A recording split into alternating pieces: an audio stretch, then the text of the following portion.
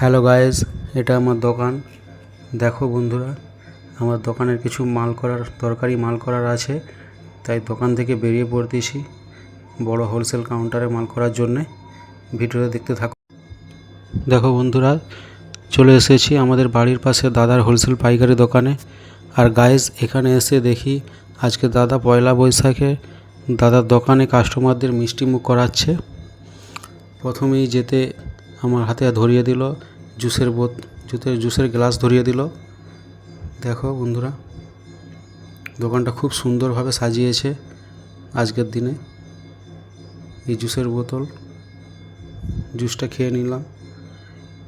এবার কিছু মাল করার ছিল, তাই মালগুলো আমি বলে দিয়েছি, মালগুলো দিচ্ছে, আমার রেডি হচ্ছে, মালগুলো দিয়ে দিচ্ছে। এইবার আমার হাতে একটা মিষ্টির প্যাকেট দাদা ধরিয়ে দিল। মিষ্টির প্যাকেট নিয়েছি, মালগুলো হিসাব হয়ে গেছে, হিসাব দিয়ে টাকা